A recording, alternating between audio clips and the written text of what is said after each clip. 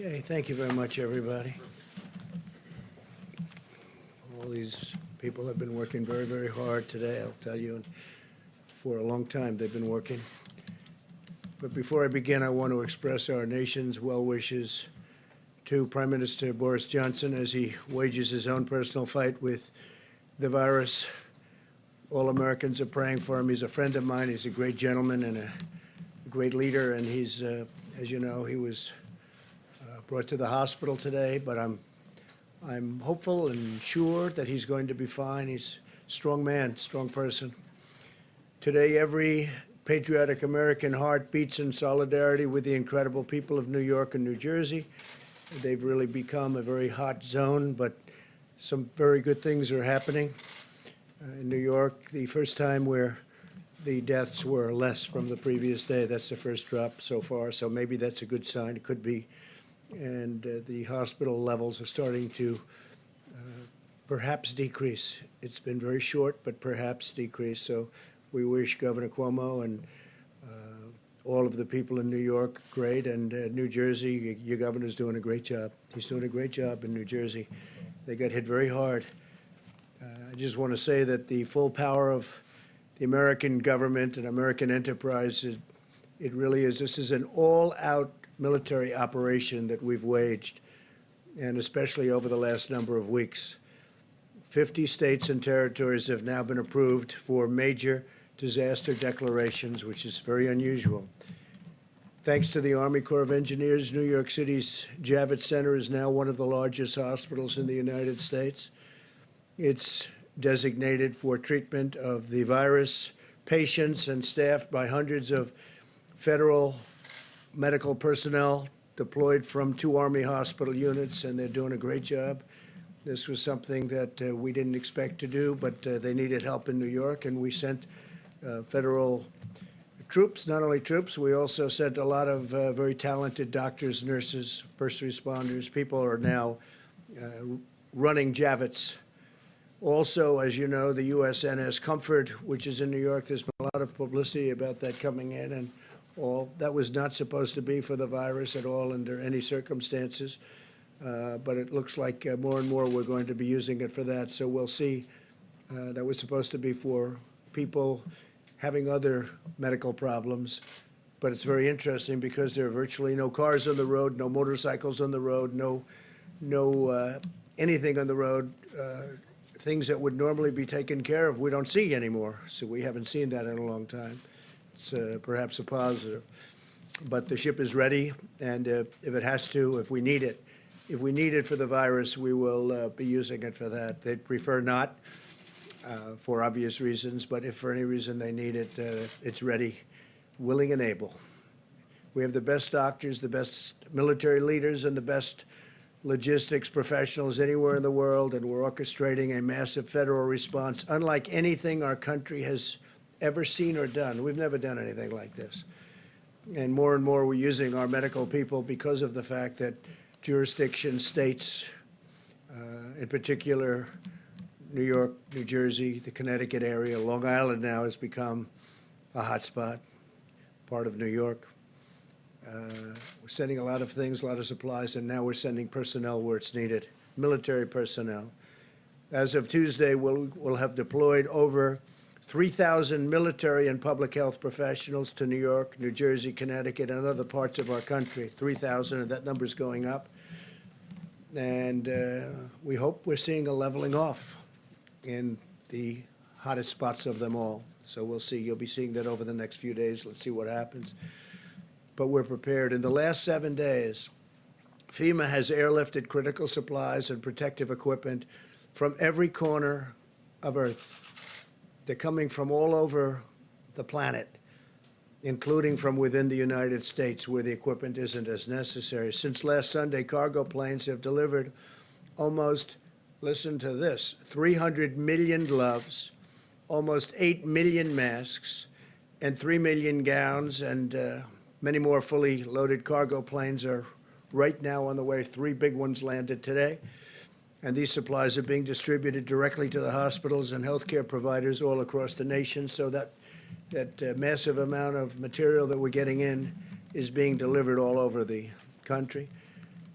Tomorrow, we'll deliver an additional 600,000 N95 masks to New York City to take care of the needs of the public hospital system. It was a request of Mayor de Blasio. We've been working great with Mayor de Blasio, getting him a lot of stuff. He's working very hard, I can tell you that.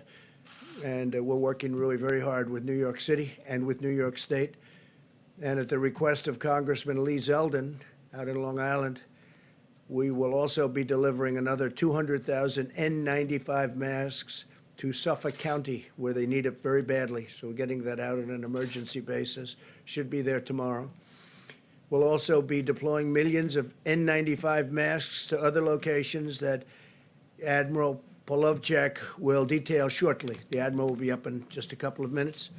Over the last 24 hours, FEMA has delivered an additional 500 ventilators to New Jersey, 500. And again, the governor has been very thankful. We're working very hard with New Jersey, including building hospitals. We've also sent an additional 200 ventilators to Louisiana, definite hotspot, 300 to Michigan, working very well, I think, with the governor. Amazingly, 600 will be going or have gone to Illinois. And I mean, there's a governor, I hear him complaining all the time. Pritzker, I hear him, he's always complaining, and yet I just said, give me a list of a couple of the things we've done in Illinois. And we're building a 2,500 bed hospital in McCormick Place. That's the big convention center in Chicago. And we're helping to staff it, and probably will end up staffing it because he's not able to do what you're supposed to be able to do as a governor. He has not performed well. And we're also sending 100 ventilators to Massachusetts. So we have 600 to Illinois, we have 100 to Massachusetts, we have 300 to Michigan, we have 200 to Louisiana, we have 500 ventilators, 500 going to New Jersey. And this is being done by FEMA, being delivered by FEMA. And it's some job. Just think of that when you think about 500 ventilators. A ventilator is a big deal.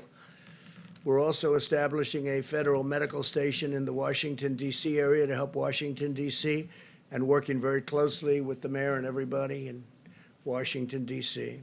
At the same time, Governor Inslee, we appreciate this, of Washington State has returned 400 ventilators, which can now be deployed elsewhere in our country.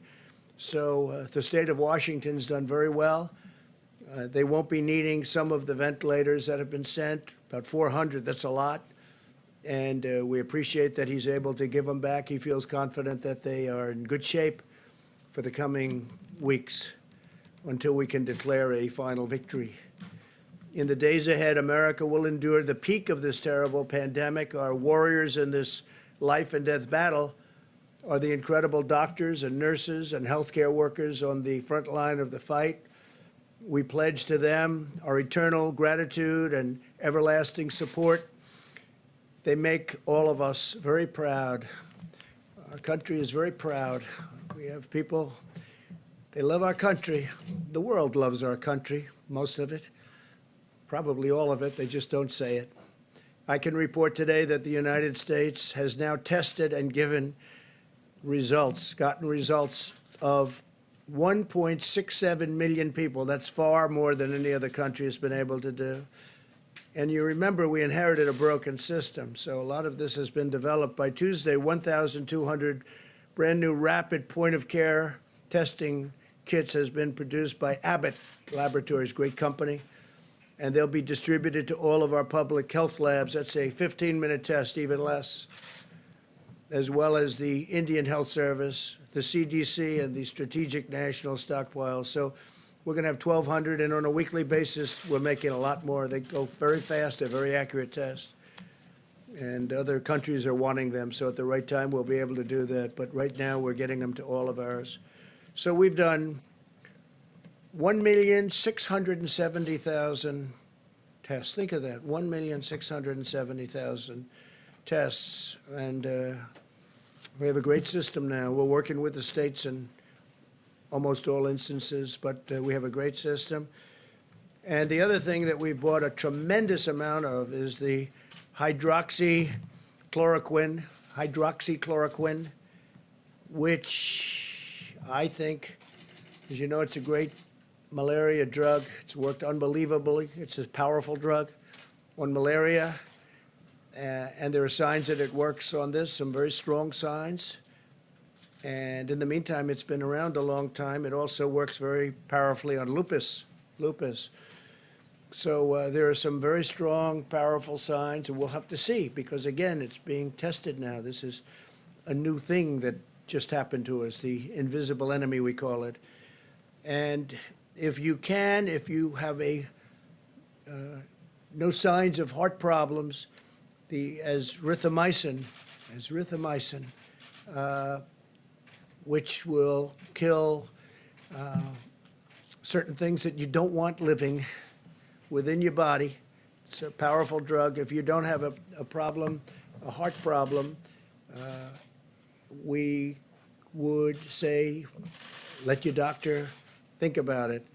But as a combination, I think they're going to be, I think there's two things that should be looked at very strongly. Now, we have purchased and we have stockpiled 29 million pills of the hydroxychloroquine, 29 million.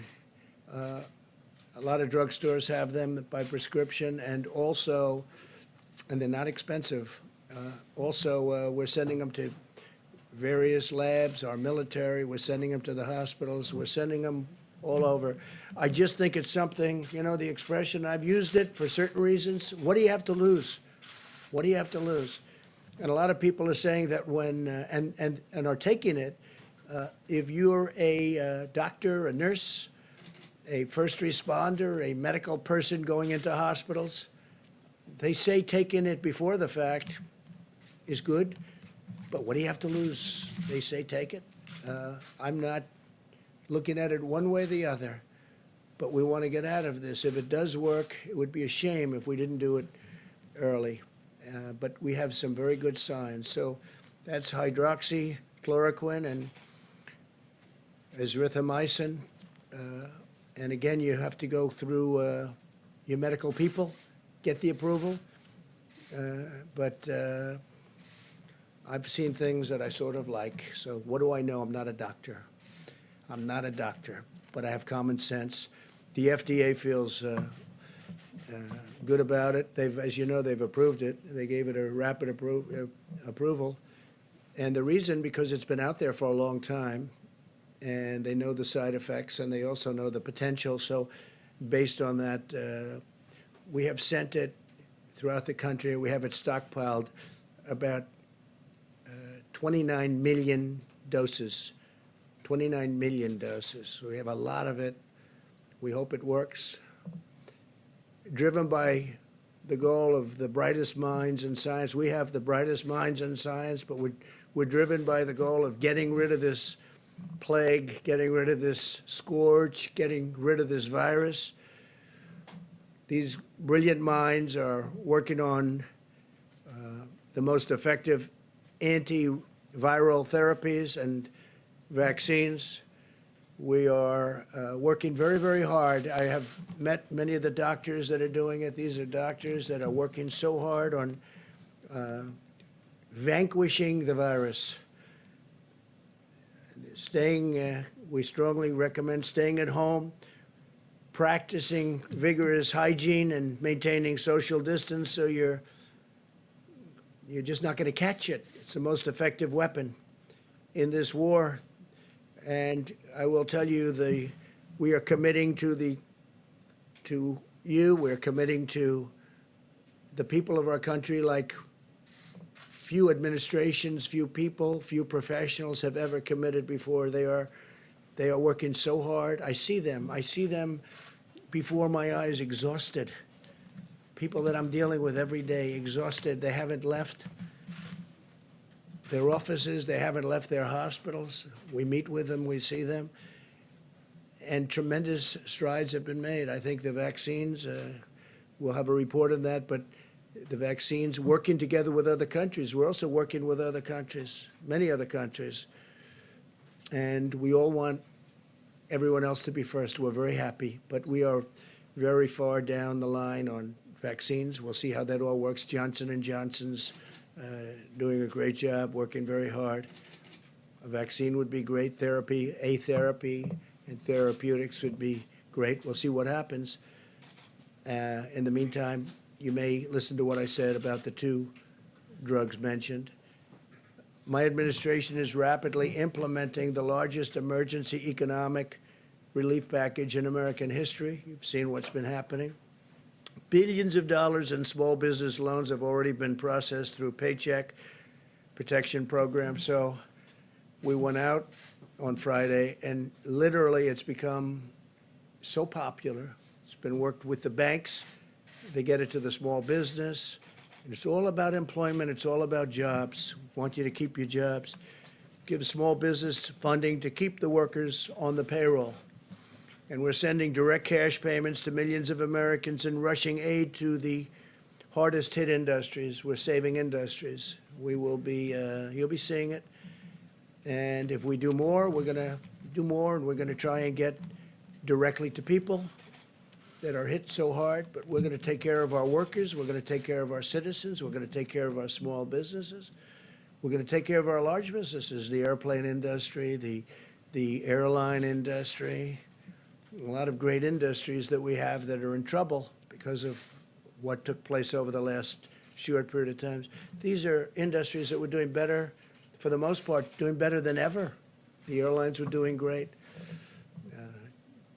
Oil was doing great, oil and gas, and the energy industry was doing phenomenally well and got hit like nobody's ever been hit before. Just about like no industry's ever been hit before. There's never been anything like this.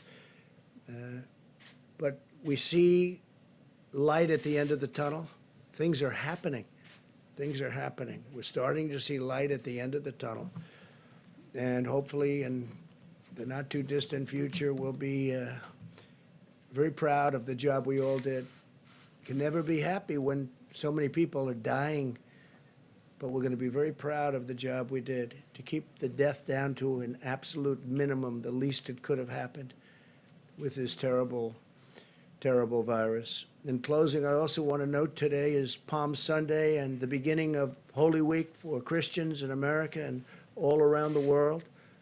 While we may be apart from one another, as you can see from our great churches, our great pastors and ministers are out there working very hard, but we may be apart.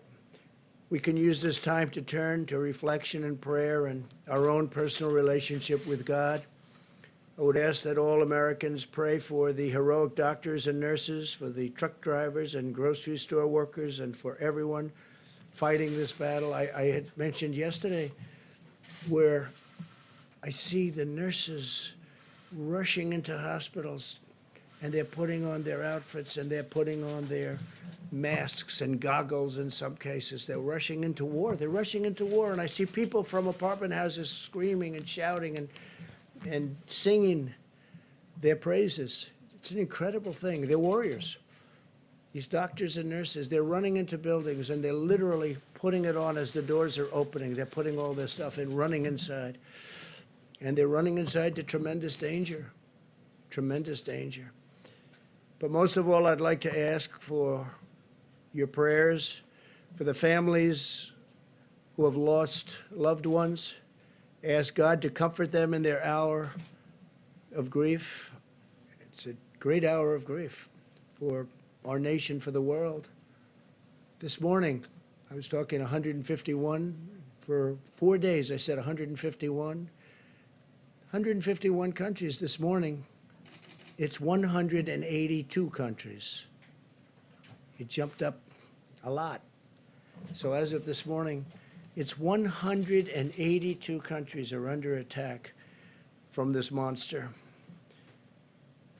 With the faith of our families and the spirit of our people and the grace of our God, we will endure, we will overcome, we will prevail. We have learned so much.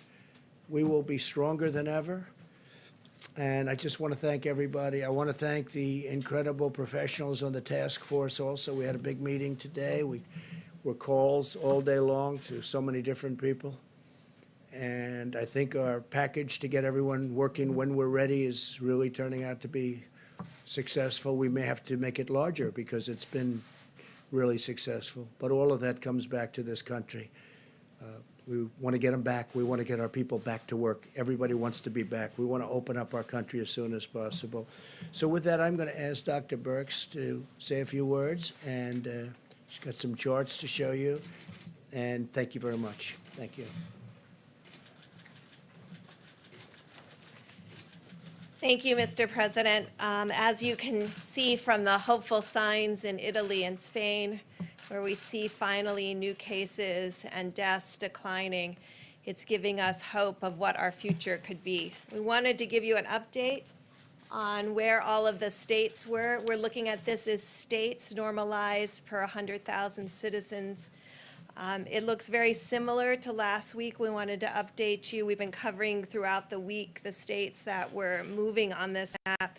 You can see very clearly where New York is as a state, although this is very much still centered in the New York metro area.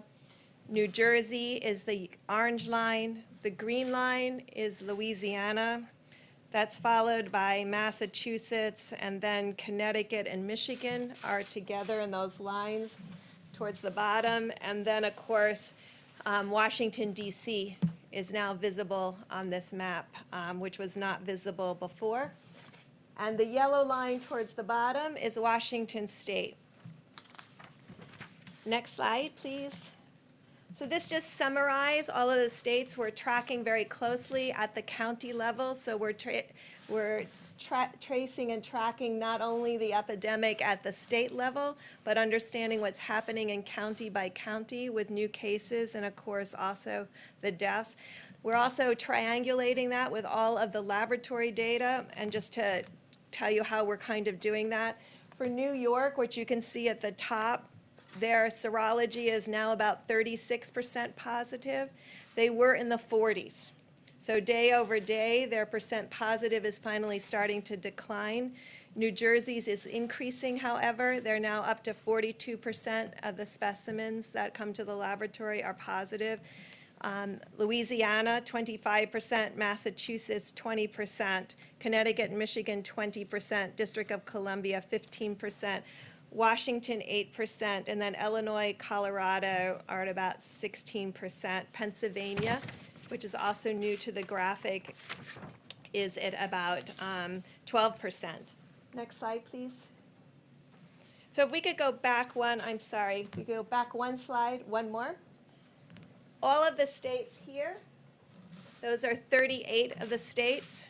38 of our states have less than 50 cases per 100,000. They are testing. Their laboratory results are consistent with that. Their seropositivity rate for their laboratories are less than 5%. So this is how we're tracking and triangulating both case reporting, mortality or fatalities, and also triangulating that with the laboratory. The New York metro area, New Jersey, Louisiana, and a series, and Washington State have all tested at a rate greater than Italy and Spain. I know many of you were tracking that. Remember, many of us, we pushed out a lot of those assays at the beginning over the last 2 to 3 weeks, and I want to just thank Admiral Gerard and HHS, who's been working very closely to make sure that the states that were having an outbreak had access to all of their assays. Next slide, please. And then next one. So just to give you an idea of how we're looking at this, we look at cases every day. I want to just thank my data team. They spend all evening compiling data. I get it about 2 o'clock in the morning. And it looks at all of these metro areas by their granular counties, so we can see the counties that have new cases. That also helps us identify the hospitals and understand what hospitals will need ventilators or PPE. So this is the Detroit area. It's Oakland and Detroit, Wayne County. Next slide. We also track mortality. It gives us insight into how many clients are in the ICU and need care. We want to make sure that we're meeting the needs both on cases and really appreciating the frontline healthcare workers that are really saving many people's lives. Next slide.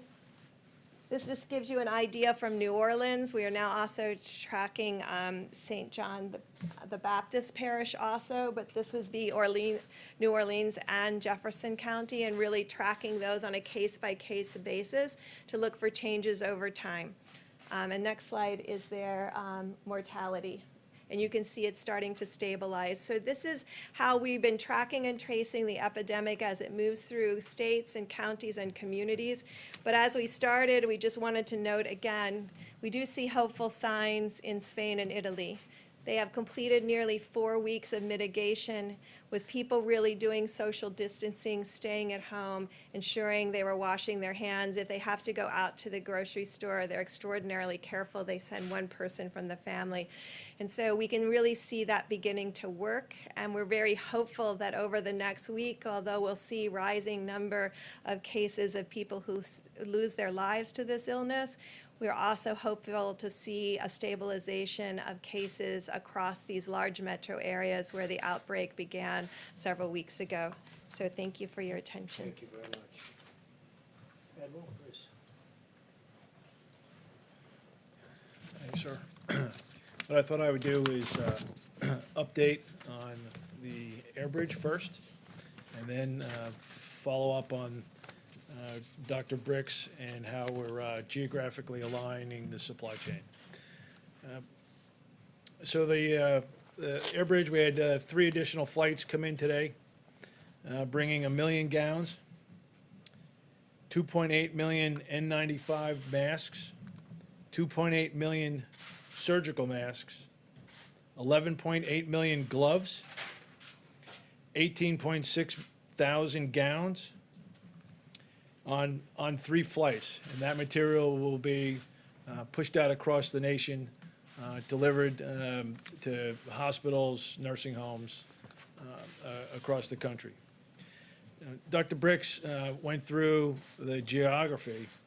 And so over the last few days, I've been aligning the supply chain to those areas, and then reaching down into those areas and extracting data from those areas on PPE burn rates. So for example, I spent the weekend talking to the Chief Operating Officer of Detroit, Hakeem Berry, for example, then talked to the leadership at Detroit Medical Center, Audrey Gregory, talked to the health officer in Oakland County, Michigan, and then also with the Chicago health officer, Dr. Allison Arwey. So reaching down to a level to understand their needs. So we're geographically aligning the supply chain, right? So you can see Dr. Bricks went through these counties, and we're getting down to the county level. And then aligning it by priorities of point of care. Public hospitals first, VA hospitals, private hospitals, nursing homes, first responders, acute care.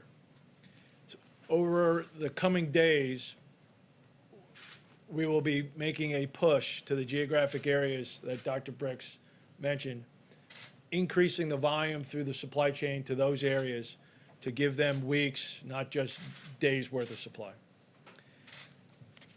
Primarily using our industry partners that we are directing, Cardinal, McKesson, Medline, Owen Minor, Henry Schein, Concordance Healthcare, directing them to put product to the hospital door, the nursing home door, the first responders, directly to them.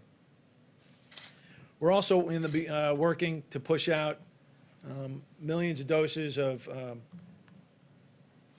hydroxychloroquine, right? We are working the distribution there to push the same thing to the same impacted areas, working it to get in the hospitals and to every pharmacy. And so my team is back there right now, working the arrangements to make that to the hospital front door and primarily to the local pharmacies, so doctor can write those prescriptions and you can get it prior to having to go to a hospital. Great job. Thank you very much, Evan. Mike, please. Robert Wilkins, President. Thank you, Mr. President. I knew you did the same. Thank you, Mr. President, Mr. Vice President. My last appearance here, I mentioned that the President had given the Department of Veterans Affairs very specific instructions to be as aggressive as possible in response to the virus crisis, and not only to protect veterans, but also to help the American people. As many of you know, we have three primary missions at VA. One is to support veterans' health, the other is to provide veterans with benefits, and the third is memorial services. But we have a fourth mission, and that is to support the nation in times of national emergency, both in war and in peace. We provide a bridge from the federal government to the states and localities during these emergencies. As a result of that, I have ordered our veterans' hospitals to begin preparing more than 1,500 beds to make them available both at the ICU and the acute care level to the states and localities across the country. As a result of that, we have opened up approximately 100 beds in the metropolitan New York area, in Brooklyn, and in Manhattan, and East Orange, New Jersey.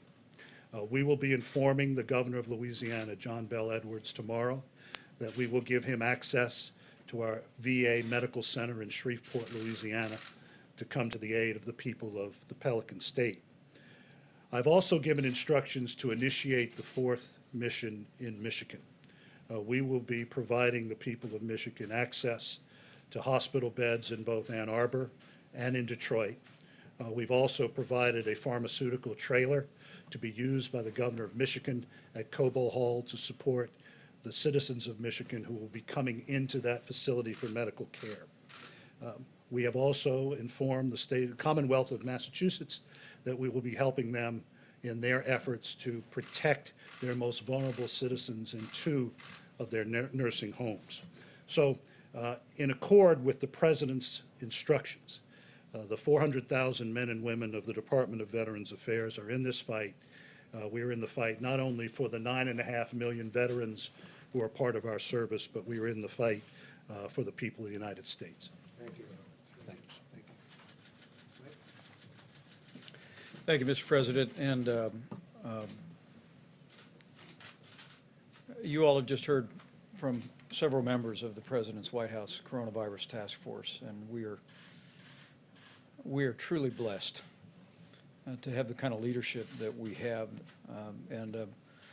Whether it be Admiral Polovchek, who is organizing the distribution of tens of millions of supplies, whether it be Dr. Birx and Dr. Fauci, or analyzing the data literally hour by hour, or whether it be that whole of government approach that you stood up, Mr. President, calling on every agency of government, including the VA, HHS, and every agency. I hope the American people know, at this President's direction, we are sparing no expense. We are doing whatever it takes. We're marshaling the full resources of the federal government to respond to the challenges facing communities impacted today by the coronavirus, and making sure every community in America has the support. We've also, as the President said so many times, we've forged a seamless partnership with states around the country. As the President just reflected, by this Tuesday, with another 840 military medical personnel arriving in New York City, there will be some 3,000 Department of Defense and HHS personnel on the ground to supplement and to provide relief to healthcare workers, really at the epicenter of the coronavirus in the New York City area. And you just heard the VA is opening up bed space. In New Jersey, I spoke at the President's urging today with Governor Murphy.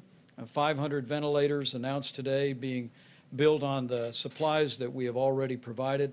We were able to coordinate with him to extend all federal coordination on testing in New Jersey through May the 30th, if the need is there, and also opening up VA beds. I spoke with Governor John Bel Edwards in Louisiana, and was encouraged to hear from him that, as you heard Dr. Birx say, that new cases were down slightly. In fact, we're seeing a trend of some leveling among all of the governors I spoke to today. And I know what the Secretary of the VA just announced about opening up VA facilities has been a priority for Governor Edwards, but I assured him we're going to continue to send resources and supplies and personnel to support their health care. In Michigan today, I spoke to both Governor Gretchen Whitmer and Mayor Mike Duggan of the city of Detroit. Governor Whitmer and I spoke about a new program in Detroit that will make hydrochloroquine available for 3,000 patients through the Henry Ford Hospital. They'll be tracking in a formal study the results of that. But at the President's urging, I assured her that we're more than prepared to make hydrochloroquine broadly available to pharmacies and doctors' offices across the Detroit area as they deem appropriate. I also heard from Mayor Mike Duggan, as I told you, Mr. President, and he was so grateful to the FDA, not only for approving the Henry Ford Hospital test that will be exploring hydrochloroquine, but also for the rapid approval of the 15-minute test. In fact, Mayor Duggan told me that he was able to use the 15-minute test this weekend to test 150 first responders who had been sidelined because they'd been exposed to the coronavirus. They all got the 15-minute test. They're all back in the line of duty, and the mayor couldn't have been more grateful. In Illinois, I spoke with Governor J.B. Pritzker as well as Mayor Lori Lightfoot of Chicago. As you just heard, not only have we sent 600 ventilators to the state of Illinois, but I assured the governor, I assured the mayor that while the principal focus that we have in the next several days is on the rising cases in the greater New York City area and Louisiana, that Michigan and Illinois are in the forefront of our thinking, and at the President's direction, we're going to make sure the people of Illinois, people of Michigan have the resources, equipment, and support that they need. The governor did express great appreciation for the fact that our Army Corps of Engineers had constructed 500 beds at McCormick Place, and before the end of this week would construct another 2,500 beds for an overflow healthcare facility in Chicago. In fact, Mr. President, Mayor Lightfoot told me that the Army Corps was just outstanding in the job that they had been doing in constructing that extra bed space. As I close, let me just express, as the President did, our profound appreciation for Governor Kate Brown and Governor Jay Inslee. The state of Oregon and the state of Washington are leading by example. Oregon sent 140 ventilators to New York City. They looked at their circumstances and concluded that they could spare those at the point of the need. And because of the low and steady numbers in Washington State and in California, Governor Inslee today announced that they were sending 400 ventilators back to the Strategic National Stockpile, and those will be deployed at the point of the need. You know, not only are California and Washington State low and steady, but frankly, as I talk to governors and mayors today, I want to say to the American people that we are beginning to see the glimmers of progress. The experts will tell me not to jump to any conclusions, and I'm not, but like your president, I'm an optimistic person and I'm hopeful. And the truth is we're starting to see cases and most importantly losses and hospitalizations begin to stabilize. But make no mistake about it, I want to say to the American people, if that holds, if that's happening, it's because of what all of you are doing. It's because the American people are putting into practice the coronavirus guidelines for America. You're listening to your state and local officials. You're practicing social distancing. You're using drive-throughs instead of going into restaurants. And so on behalf of your president and all of us, working really at every level, I just want to say thank you, America. Thank you for responding. Thank you for putting other people's lives in the forefront of your thinking, putting it again over and above your own inconvenience and difficulty. Because of your efforts, there is, as the President just said, light at the end of the tunnel. And I'm absolutely convinced with the continued cooperation, patience, persistence, and prayers of the American people, we'll get through this, and we'll get through this a lot sooner than we first thought it would take. Thank you. Mike, very much. Thank you. Mr. President. Go ahead. Yeah, Mr. President, if we could start with the Admiral, if that's right for you, sir. I want to ask you about the air gap flights, sir. There were the 2 flights that came through, the 3 flights, where did they come from, sir? They came from Asia. Asia, okay. And then you were mentioning all these supplies being dropped off, the masks, the gowns, the hydrochloroquine. How are you guys making sure that there's not a run on these products? You know, you drop them off at Hospital A and that people just don't rush and go grab every mask, gown. And then a question for you, sir, after that. And so it's going to the loading dock, and there's an invoice. And so those people that are responsible for that loading dock and that invoice, they're going to make sure that there's not going to be a You're run not on the worried about back. a run on any of these? Okay. Thank you, sir. I appreciate that. Mr. President, first, did you have a We chance? do get orders for a lot more than sometimes we think an area needs. Generally speaking, we like to either negotiate that down or give it to them as they want. So we've had a lot of orders that we think are high, but we generally like, if we have, for instance, with the medicines and with other things, we like to give it to them. Every day we're building up and building it up very rapidly and deploying it. But we do get orders from some of these states where we don't think they need it. We try and get it for them what they want anyway. Okay, go ahead. And, you mentioned the Prime Minister off the top. Have you had a chance to Yes. speak to him today, sir? I didn't speak to him, no. I did get a call from the ambassador. And, hey, it's a big move going to the hospital. It's a big thing. He's a great gentleman, so I just hope he's okay. And then also, you mentioned the nurses, the doctors, the people that you Yes. see celebrating. Sorry, the people that are gearing up and getting ready, the people that are applauding and celebrating him. Has there been any talk on any level whatsoever of some sort of either compensation fund or protection for nurses, doctors? Because there's been a lot of fear. There's been some people that said, I can't risk my family's livelihood. I can't go back to the ER. Has there been any Well, discussion? we're talking about it, and we're talking about doing something for them, but we're really looking at the conclusion. We don't want to focus on that now. They're incredible. They're not saying we're not doing it. They go in with good equipment, with great equipment, and with stuff that's not so good. And sometimes they catch it wearing the best stuff you can buy, brand new, the best stuff. This is a very tough enemy. But these are amazing people. No, we are talking about something, but we're really thinking about, let's get it finished first before we do that, please. The Surgeon General this morning was talking about the coming week being among the hardest and saddest weeks of our lives. He was talking Tough about this week. being our Pearl Harbor, our 9/11 moment. You all are talking about glimmers of hope and stabilization. How are the American people supposed to bridge those different descriptions that they're getting from this I administration? don't think they're so different. I think we all know that we have to reach a certain point, and that point is going to be a horrific point in terms of death, but it's also a point at which things are going to start changing.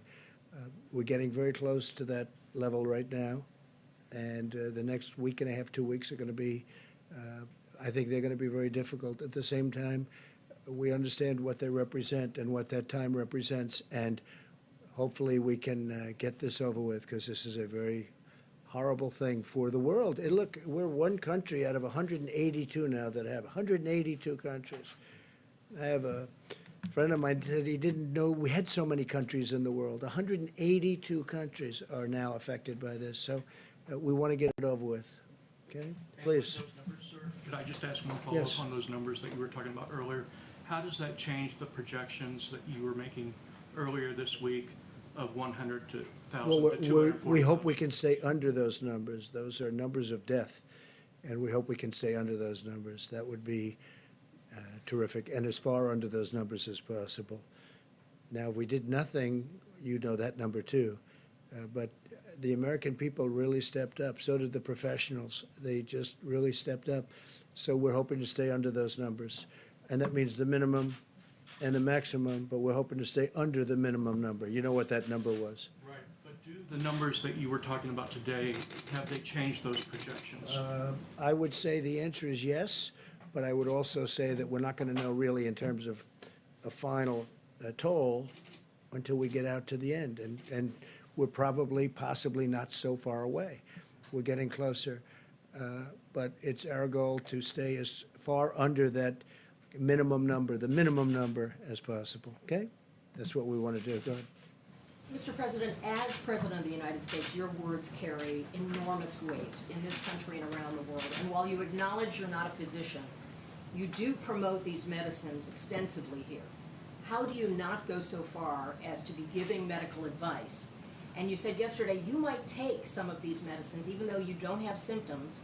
Are you still planning to do that? And how do you calibrate being enthusiastic Yeah. and not playing doctor? Because I want people to live, and I'm seeing people dying. And I've seen people that are going to die without it. And you know the expression, when that's happening, they should do it. What really do we have to lose? We also have, this medicine's been tested for many years for malaria and for lupus, so it's been out there. So it's a very strong, powerful medicine, but it doesn't kill people. We have some very good results and some very good tests. You've seen the same test that I have. In France, they had a very good test. They're continuing. But we don't have time to go and say, gee, let's take a couple of years and test it out, and let's go and test with the test tubes and the laboratories. We don't have time. I'd love to do that. But we have people dying today. As we speak, there are people dying. If it works, that'd be great. If it doesn't work, we know for many years, malaria, it's incredible what it's done for malaria. It's incredible what it's done for lupus, but it doesn't kill people. That's one of the things with a vaccine. When we have a vaccine, we have to do tests, because when you inject that vaccine, when they take whatever it is they have to take, we have to make sure it doesn't have a horrible impact, destroy somebody. Could. So we have to test it for a long period of time. This one, not so much, because it's been out there. Now, I'm not acting as a doctor. I'm saying do what you want, but there are some good signs. You've read the signs. I've read the signs. With the other one, there's some very good signs also. Different, going together works very well, but there may be an indication that if you have a problem with your heart, you shouldn't take what we call the Z-Pack. You shouldn't take it, and that's okay. But I would love to go to a laboratory and spend a couple of years testing something. We don't have time. We don't have 2 hours, because there are people dying right now. If it does help, great. If it doesn't help, we gave it a shot. We gave it a shot. That's the way I feel. You know, we passed something. Yeah, I would be very serious about taking it. We passed something that I'm very proud of. It's called Right to Try. For 45, 50 years they've been trying it. It makes so much sense. We have the greatest doctors and labs and lab technicians, greatest medicines, the greatest minds in the world. Everybody admits it. And when we're close to having something, or when we have something that tests incredibly well, you couldn't use it for years, because they would take years and years to test. So with the help of also Democrats, I got it bipartisan, but they've been trying to get this passed for decades. You know that. It's called Right to Try. So a person would be diagnosed terminally ill from something. And in the old days, meaning before a year ago, they would say, do you think I could try this pill, this whatever, this medicine that's testing so well? No, you can't do that. You can't do that under no circumstances. They'd leave for Asia. They'd leave for Europe. They'd leave for, if they had money. If they had no money, they'd go home and die with no hope. We got a thing called Right to Try. If somebody's very ill, terminally ill, they're going to die. And it was very complex. It wasn't as easy as it sounds, because there were huge liability problems. The drug companies didn't want to do it because they didn't want it on test results, because these are very sick people, so they didn't want to bring down their test results. The insurance companies had tremendous problems. I got everybody in the room. I said, look, we'll sign a waiver. The person taking it will say, we're not going to sue. The family's not going to sue the drug company, not going to sue the insurance company, not going to sue the state, the city, or the federal government, okay? It's called exculpation, and we got it done. It's a very simple agreement. I don't know why nobody ever thought of it, but they never thought of it. I did, and we got it done. Now we have Right to Try, which is actually, in my opinion, much more difficult than what we're talking about here. But if there's a medicine or something, a possible cure or something that's looking good, and somebody has something that's they're going to die or they're very sick, they take it. And you know, we've had some unbelievable results. Unbelievable results. And it also gives the people hope. Yes, please. Mr. President, the doctors who are treating coronavirus patients, they have the medical expertise to determine whether or not they should prescribe hydroxychloroquine. And many of them And do. there are already clinical trials in place Sure. looking at hydroxychloroquine. Sure. So They should be why finished in not- about a year. Why not just let the science speak for itself? Why are you promoting this drug? I'm not. I'm just You saying, come very out here- simply, I'm not at all. I'm not. Look, you know what I'm trying to do? I'm Well, trying to you save come out here lives. every day, right, sir, talking about the benefits of I want them to hydroxychloroquine. try it, and it may work and it may not work. But if it doesn't work, it's nothing lost by doing it, nothing. Because we know long-term what I want to save lives. And I don't want it to be in a lab for the next year and a half as people are dying all over the It's already place. out there. Doctors are already able to prescribe it That's off-label, right. right? All I'm doing So what is do you saying. accomplish? Well, I'll tell you what I accomplished. We bought massive amounts of it, 29 million doses of it. We have it coming from all of the labs. We're actually now doing it here because in case it does work, we want to have it. And we've given it to drugstores. We're sending it all over. FEMA's doing it. We're doing it through different channels, many different channels, including the companies that make it. It's a very special thing. Now, it may not work, in which case, hey, it didn't work. And it may work, in which case it's going to save a lot of lives. Now, a lot of people say if the people walking in prior to getting it, if they take it, it has a profound effect. Well, maybe it does, or maybe it doesn't. I don't want to wait a year and a half to find out. And only CNN would ask that question. Fake news. Go ahead. Sir, I have one for Bunch you of on oil, but fakers. first I was hoping to ask Dr. Burks a question. The president just said that, based on the most recent data, that you've seen some change in the projection. I'm wondering if you could, you obviously have a week's more worth of data since the sort of 100,000 to 240,000 potential death figures that you gave us last week.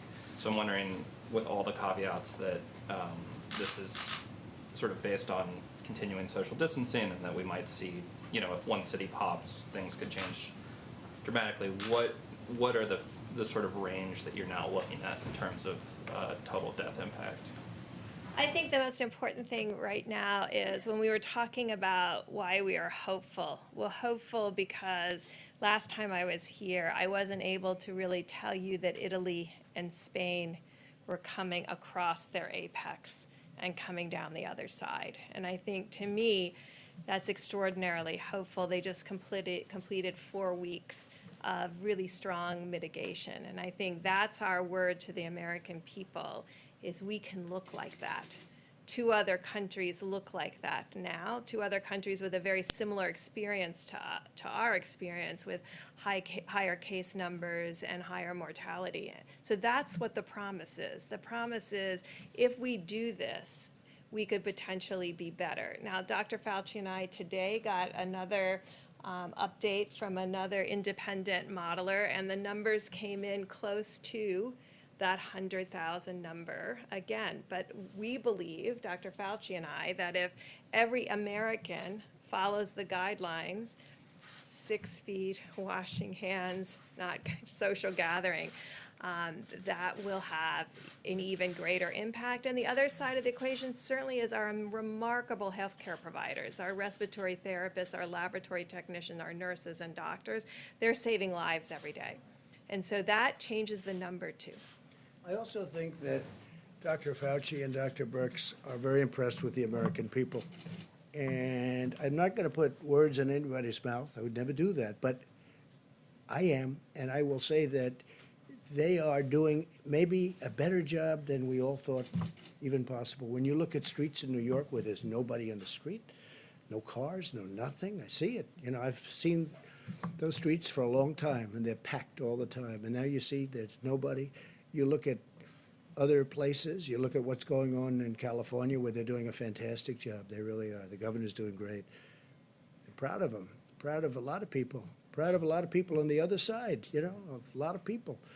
I'm really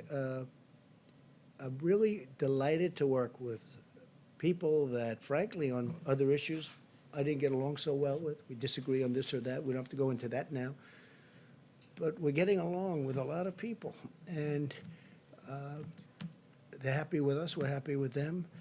But I really believe that the American people are doing a better job than anybody would have thought even possible. And that's one of the reasons we can even be talking about the kind of number that we hopefully will be talking about, which is at the minimum level instead of the maximum, or beyond. It's not even the maximum. It's much beyond the maximum level, which would be horrific. Yeah, please. Go ahead. Mr. President, Please. Secretary Esper mentioned the Department of Defense might be moving in the direction of using face coverings. Former Vice President Biden had mentioned that he was going to be using a mask whenever he goes out now. Are we getting to a point where we might see members of the coronavirus task force also wear face coverings? Well, it was voluntary as I saw it yesterday, and certainly if they'd want to, I would encourage it. I would have absolutely no problem with that if they wanted. We had a long meeting today. There's good separation, but the task force meets, and I would certainly have absolutely no problem if they wanted to. I think, frankly, it's something, at least for a period of time, where it might be advisable, and it's advisory. And we'll see what happens. Yes, please. Thank you, Mr. President. On Project Airbridge, we've seen reports that Chinese shipments of testing kits and PPE have turned out to be faulty to some capacity. We obviously don't have oversight. Not here. No, not here. No, but to Spain in particular. Well, you've seen in Spain, and you've seen it different. They're not sending faulty things to us. So we're not concerned that any of the No, PPE we test we're it. We importing look is at it. effective. We check it out. Please. So, one of the things we're doing to prevent that is using those 6 companies that are the ones in the major supply chain. We are actually going to facilities, looking at product, inspecting it, and clearing it before it comes here. So we've heard those things. That's why we're doing that. Okay, thank you. A follow-up for the doctors, if And we're also sending it to from other locations. Right. And when it comes to the ventilators, which are very complex, we have now under construction, literally thousands of ventilators. But so far, I think our projections on ventilators have been right. They've been correct. Did you have something for who? Well, for yourself and for Dr. Birx and Dr. Fauci, if they want to take a crack at it. Some of the models that you guys are using, the IHME model in particular, has been very accurate when it comes to projecting deaths over the last couple of days. But there's a couple of other metrics that they seem to be pretty far off on, specifically hospital beds. Are you guys, happy with the models you're currently using? Is there any need to adjust those? Well, it's turning out that we need less hospital beds. Right. That's what you're talking But about. And that's what we may have models, but we've been sort of saying that. In New York, we were saying, we think you're going to need less. Now, let's hope that continues. But right now, I heard Governor Cuomo this morning, and he was saying less hospital beds, also less death. That was a very big thing. First time, less death today than yesterday, right? That's a big thing. But also less hospital beds. That means less patients, because basically it's less patients. And we were saying that. And it also means less ventilators. So there's a lot of not a very positive things happening. Okay, please. Thank you, sir. With Prime Minister Johnson hospitalized, Yes. I noticed a few minutes ago you were standing right next to Vice President Pence. Are you considering staying away from each other just to make sure that we have continuity of government in the executive branch? We have this tiny platform, and I'd love it to be wider. You're staying away from each other. Mike, you were tested? Yes, sir. Okay, like recently, so was I, a couple of days ago. You keep interacting with We are, groups of we are, people. we are, here we are on this platform. And, but I get next to him, I don't breathe. I'm only kidding. We are sometimes forced into positions that I'd rather be away, but it's you're all looking for questions. Mike's a very big part of this. I am. It's very difficult maintaining like this distance on this little area. I just wanted to ask really quickly, under what circumstances you would consider leveling tariffs on imports of oil to the United States? Well, if the oil price stays the way it is because of people that really want to see it go up. When I say we want to save a great industry, and we built a great industry in this country. If they don't get along, I would do that. Yeah, I would do tariffs, very substantial tariffs, because we're independent now. We have our own oil. And if I did the tariffs, we essentially would be saying we don't want foreign oil. We don't want any foreign oil. We're just going to use our oil. and that would help to save an industry. And, you know, it's become a tremendous job producer, and it's great to be independent. We're independent. Our energy is now independent. We produce more oil and gas than anybody else, than any other country, and that all took place over the very recent time. Now, in the meantime, I'm seeing $91 cents a gallon out on the road, okay? A lot of people are happy. I see very inexpensive jet fuel. We're trying to save the airline industry. But I want to save our great energy industry, and that's what we're doing. Yeah, so I would absolutely do that. And what we'll do, price will still be very low, but what we'll do is we'll save, and very importantly, we'll save tens of thousands of jobs. One of the other things we're doing is having oil shipped to our strategic oil reserves, okay? And, you know, we're buying it for the right price, and we're shipping it. In some cases, we're storing it for nothing. They're there. We're filling up our reserves with this very inexpensive oil. Nobody thought they'd ever see a price. This is like from the 1950s, where they had big dollars, okay? So no, I would use tariffs if I had to. I don't think I'm going to have to, because Russia doesn't benefit by having this, and Saudi Arabia doesn't benefit by having. Oil and gas are their major sources of income. So it's obviously very bad for them. But we have an industry that's a very important industry, and it's really formed beautifully. It was the virus that killed it, because what happened is it's down 40% from the day this happened, 40%. Otherwise, it would be doing phenomenally well. So that's it, yeah. Mr. President, can we get an idea of timeline for those people that are waiting for the stimulus checks, how many more days they may have to wait? And then Speaker Pelosi today, or I think last night, said in the next bill that they would like to see additional stimulus checks made. Have you guys thrown around an amount of how much money? No, but I like the concept of it. I think it's good. We're talking about a different way of doing it, but I like the concept. I like the concept of infrastructure. Our country has to be rebuilt. They spend all this money in the Middle East, $8 trillion. We're up to now $8 trillion in the Middle East. We got to rebuild our country, okay? We have to rebuild our roads and our schools, our bridges. We have to rebuild our country. So I like an infrastructure bill. I also like money going directly to people. It's not their fault that this happened.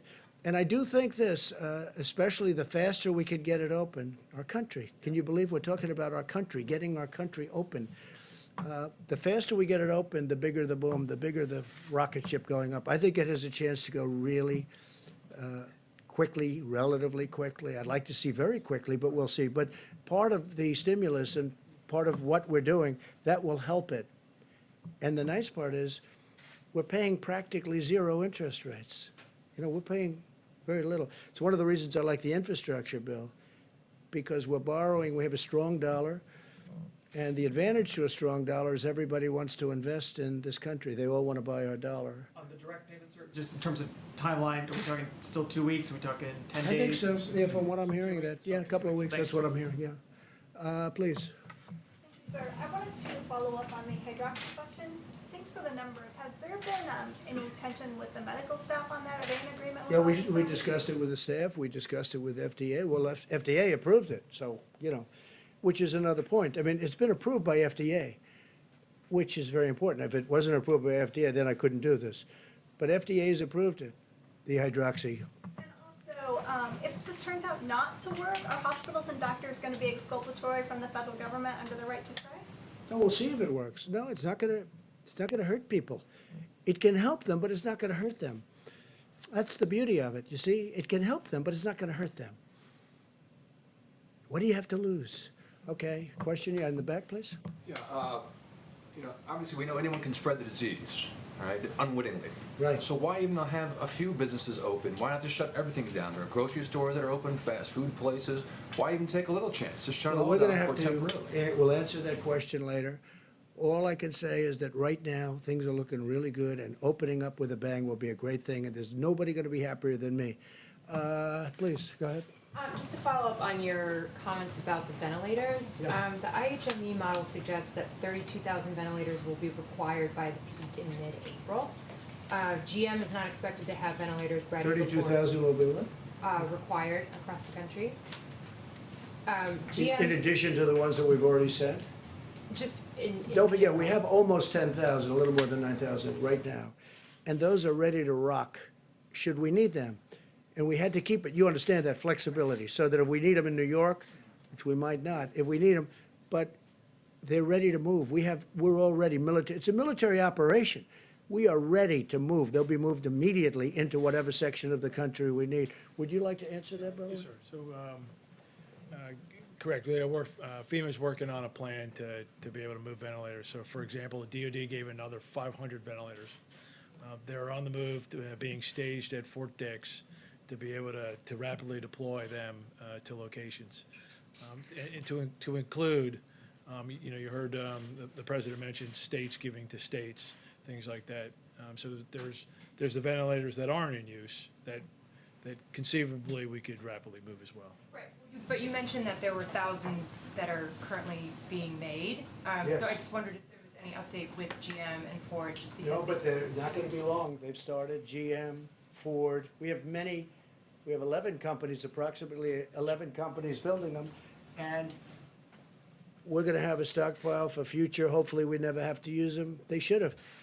The hospitals, the states should have bought a stockpile. They didn't do that.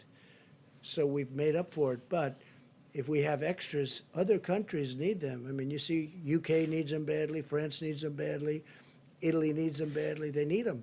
So it's complicated. It's a big piece of equipment. It's expensive. And we'll be able to help other countries after we take care of our needs. Yes, please, go ahead. Yeah, thank you, sir. On infrastructure spending, as you have I actually remarked- chose you, but that's I'm okay. sorry. Let him go. That's all right. Go ahead. On infrastructure, you've remarked about how empty the roads are. Is there any thought, is there any way to speed up infrastructure? I mean, the Beltway in Washington, it takes forever to do any road repairs because of all the No, I traffic. know, and because they don't do construction techniques that work and that are better. I mean, I see a highway, and which is what I do. I do construction, what I did. I see a highway. That's good, but it's got a bad top, and it's got a big base, concrete base underneath. And I'll see them come in. I don't want to say where, but I could tell you, I could give you plenty of examples.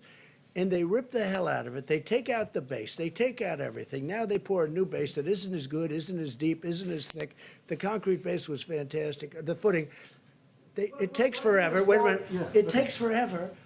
And instead of scraping out the asphalt or whatever may be the top, scraping it off and putting the new asphalt down, putting the new median in, they could have done it. And then they open the highway and it starts to crack. The reason is because it hasn't been set. And they spend 10, 15, 20 times more money than they have to. I never believe when I watch these people doing highways and doing roadways and doing work, how they take the most expensive solution, and the bottom line, the job itself is far worse. What I'm getting at is taking advantage of the fact that so many people are staying at home, not on the roads. Is there a way to do it more cheaply? But hopefully they're not going to be staying at home for long. Hopefully this will be out, and we're not going to have that kind of time. If we have that kind of time, we made a big mistake. Please, go ahead. How many rapid tests has the federal government already deployed across the country, and which regions have received those tests? Who has that information? You want, go ahead, Mike. The 15-minute test has really been a breakthrough. I reflected on the progress that they've made in Detroit to put first responders back on duty with the Abbott Laboratories test. Abbott Laboratories started last Tuesday producing about 50,000 tests a day. And there's, I'm informed that there are about 18,000 of these machines already all across the country. I mean, they're actually the same machines that you use to get a strep test quickly when you go to the doctor. But now Abbott is surging these new 15-minute coronavirus tests out to healthcare professionals and healthcare facilities around the country. In addition, as the president said, FEMA has purchased 1,200 of these devices. We're distributing them to all 50 states and the Indian healthcare system, and then we'll be distributing the tests. Dr. Burks, is there anything to add further on that? Okay, further. You've already received these tests? Let me ask Admiral Polovchik about the 1,200 devices. I didn't hear the question. Have they received the 1,200, or what's the timetable? I believe they're on the shelf at Abbott, a good majority of them. Tuesday they go out. Right, yes, sir. So I don't have the exact numbers. I think there is some manufacturing in there, but They go out on large Tuesday. balance of them are on the shelf. Some have gone out, by the way, but the big bulk of them go out on Tuesday. Yeah, please. In some of these previous briefings, you referred to the federal government as the backup. Today, there's definitely a different approach here, I think, with the distribution. The sense of it in listening to your presentation today is that you are embracing taking a leader role for distribution. Is there a change? No, there's not a change, but we're supposed to be the backup. But like in Illinois, the governor couldn't do his job. So we had to help him. We're sending 600 ventilators. We're building a hospital in McCormick Place. So we have some people that we're not able to do. We have other people that needed a little help. In New York, we had to give a lot of help, but we've worked very well with Governor Cuomo and with Mayor de Blasio. But no, we are meant to be the backup, but we've taken on a much bigger role than that, and that's okay. I have no objection to it. Now, in some cases, it's worked so well where they're actually now seeing they think they're over the big problem, and they're actually calling us and they're saying, you can take your equipment back now. But we're really deployed as a backup, but I feel we're much more than that. They've done a much better job. I will say this, I don't think that the people that have represented this country, the federal government, whether it's the admiral and the generals and all of the people that we call to the fore, they're heroes for what they've done. What they've been able to do in a short period of time, they took a system that was broken, just like we did the military. Our military was broken. Our military was depleted. It was broken, and we've rebuilt our military. We've rebuilt this whole system, too. And in a way, Kelly, I appreciate your question because you're hearing all of the things that the millions of masks, the hundreds of thousands of gowns, and they're surgical, they're protective gowns at the highest level. We're getting it to the various states. And most of the governors are very happy. Now, a lot of times, it's politics. Maybe I do the same thing, I don't know, but they'll try and act not so happy. I will tell you, when I speak to them or when Vice President speaks to them, they're singing the praises of all of these people. So I always take umbrage when somebody says something about what we've done. Now, to do this should have taken, to do what we've been able to do and to build it to a level, should have taken a year, should have taken 2 years. They did it in a matter of weeks.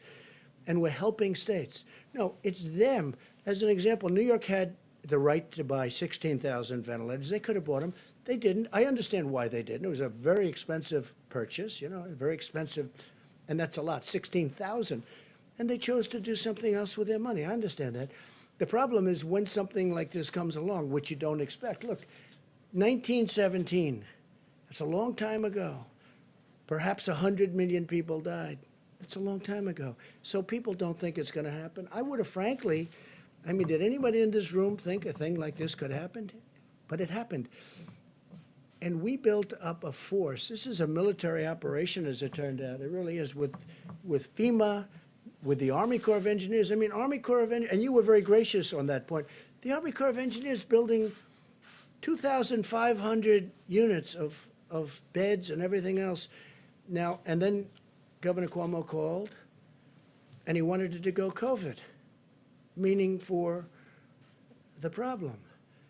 And we said, well, it wasn't supposed to be that way, but we want to get it done. And we moved military personnel, so now military personnel are operating it.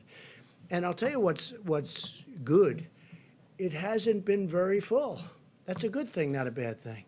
It hasn't been. Now, maybe over the next week something will happen, but it hasn't been. But we have, because it's better than the other alternative where we run out. But they built actually 2,900 beds. And we have also, we built 4 medical centers in New York. We built 4 hospitals, 4 medical centers, and a lot more than that. It's such an honor to have done it. But the people that did it are amazing, and they have to be appreciated by the states. Not me. They don't have to appreciate me at all. I don't care about me. They have to appreciate the generals, the admirals, the doctors, the nurses. We're bringing now 3,000 people in that are medical professionals that are coming from all over the country to help New York City, help New York State, and help many other places. I just think it's incredible what they've done, and I don't think that they've been appreciated. Me, you can forget about. Me, you can forget. Yeah, I actually mean it. They have to be appreciated. Go in the back, please. That you see in the lights at the end of the tunnel. And yesterday you said... I do. Yeah, I see light at the end of the tunnel. If I didn't, yes. I would not be very thrilled with what we've done. No, I see light at the end of the tunnel. I think indications are some of the numbers coming out today. I think, we had a very good meeting today. We're seeing things that we don't even report because we think it's too early to report. No, I think, we're seeing things happen that are very good. And we also know, all of us, including the medical professionals, that we have to open our country up. We have to get going. We have to open our country up. No country was designed for this, where you close it. We're in the midst of the greatest economic boom in history for any country. Our country had the greatest economic boom in history. We had the most people working that we've ever had, almost 160 million people. And then from 160 million, they want nobody to leave their house. You could use the term cold turkey, right? That's called cold turkey. A country's not designed, this country is not designed for that. We have to get our country back. And I think it's going to come back, and I hope it's going to come back very quickly. Sir, since Yeah, please, go ahead. Sir, the First Lady has been tweeting encouraging people to wear face masks. That's good. Has she been No, talking she to you feels that about way. this, encouraging you to wear one? She feels that I would wear one. I mean, I just generally am not in a, would you like me to wear one right now and answering your question? That would be a little awkward, I guess. But no, I mean, I would wear one if I thought it was important. She thinks, she likes the idea of wearing it. Yeah, she does. A lot of people do. Again, it's a recommendation, and I understand that recommendation, and I'm okay with it. What about your family in New York? Are they going to be wearing them? Are you encouraging them to wear them? Wouldn't be surprised. Can we hear from Dr. Fauci, Mr. President? Sure. What would you like to know? If we're going into this most difficult of times, how can the American people sort of emotionally prepare for that? And while the president is talking and is eager to see the country reopen, how do we balance the mitigating factors that still need to take place before we get to Sure, that point? Doctor.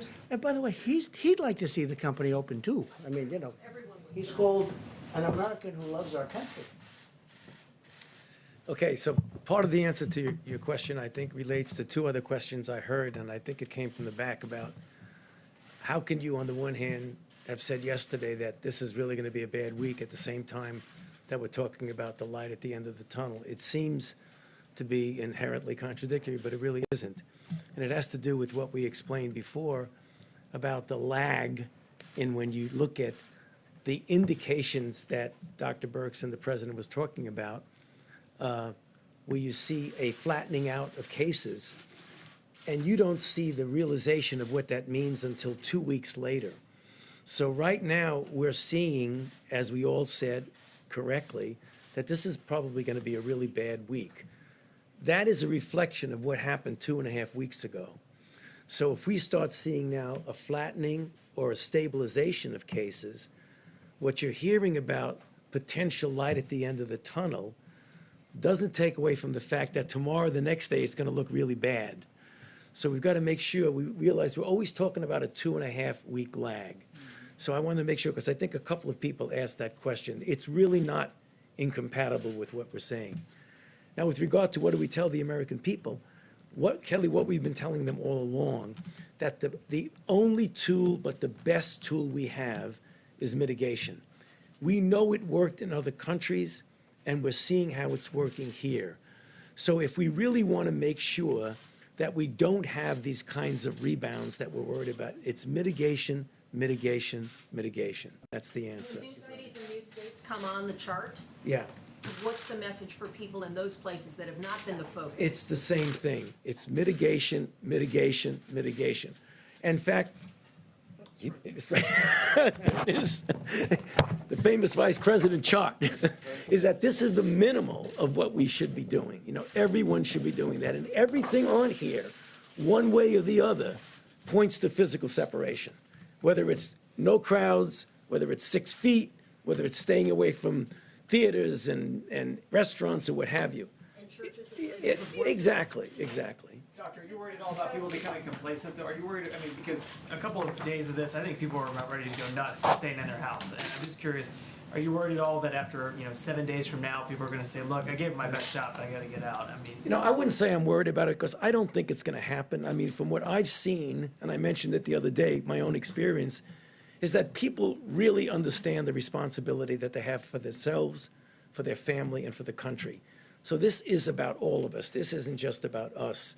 Because if everybody does their part, you are going to not have those kind of rebounds that we're worried about. Dr. Fauci, how many additional asymptomatic cases do you think there are currently in the United States? There's 330,000 more confirmed cases. How many asymptomatic, given what we've learned? We don't know, and even among us, good friends that we are, we differ about that. I mean, it's somewhere between 25 and 50%. Yeah, in other words, about the people that are out there, yeah. And trust me, that is a estimate. I don't have any scientific data yet to say that. When we'll get the scientific data?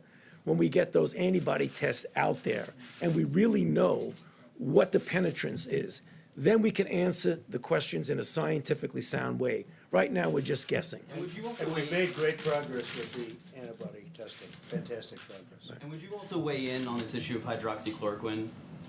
What do you think about this, and what is the medical evidence? That question? Yeah. Well, I'd Maybe love to hear 15, from the doctor. 15 times. You don't have to ask the question. He's your medical expert, correct? He's answered that question 15 times. Dr. Fauci, why are you not wearing a face mask? What do you mean? Why am I not wearing a face mask now? Okay, there are a couple of reasons. One of them is that part of in fact, the major reason to wear a face mask is to protect you from infecting you. I had my test yesterday and it's negative. Okay. That's a very good answer. All right, I think that really could be it. That was I love that answer, especially on the face mask. I thought it was very good. Go ahead. Sir, on the equipment issue, records show that federal agencies did not begin. Oh, stop it. Who are you with? By the way, who are you with? Who are you with? The Associated Press. Agencies did begin bulk That's purchases of another beautiful respirators and Are you 95 ready? masks Are you until ready? mid-March. Let me just answer your question, because I know exactly, same question you ask all the time. Ready? They have done an This is the first unbelievable time I've job asked in this. delivering for the Associated Press, which is, not so great. Not like it used to be. The people that you're looking at, FEMA, the military, what they've done is a miracle. What they've done is a miracle in getting all of this stuff. What they've done for states is incredible. And you should be thanking them for what they've done, not always asking wise guy questions. Thank you very much, everybody. Thank you.